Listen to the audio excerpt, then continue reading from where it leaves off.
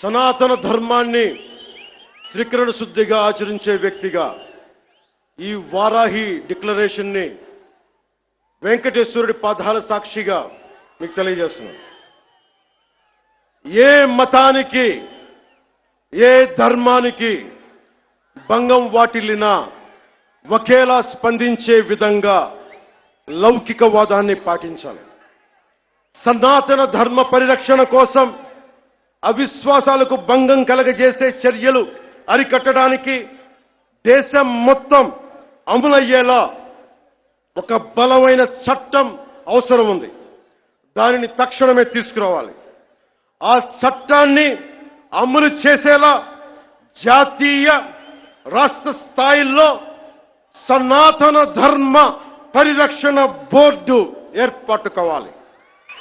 దానికి ప్రతి ఏటా నిధులు కేటాయింపబడాలి. ఆలయాలలో నిత్యం జరిగే నైవేద్యాలు, ప్రసాదాలలో వినియోగించే వస్తువుల స్వచ్ఛతని ధృవీకరించే విధానాన్ని తీసుకురావాలి. ఆలయాలు కేవలం ఆధ్యాత్మిక కేంద్రాలకే కాదు, విద్యా కేంద్రాలుగా, కళా కేంద్రాలుగా, ఆర్థిక కేంద్రాలుగా, పర్యావరణ పరిరక్షణ కేంద్రాలుగా మరియు సంక్షేమ కేంద్రాలుగా కూడా పూర్తి స్థాయిలో రూపుదిద్దుకోవాలి. ఆ దిశగా ఒక ప్రణాళిక సిద్ధం చేయాలి.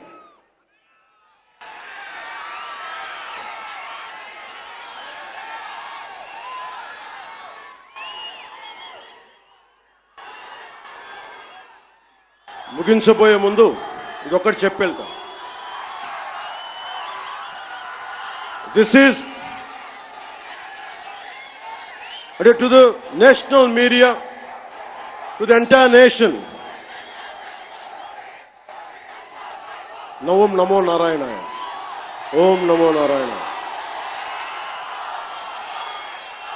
పవన్ కళ్యాణ్ ఉన్నాడు అంటే ఆ స్వామివారి దయ.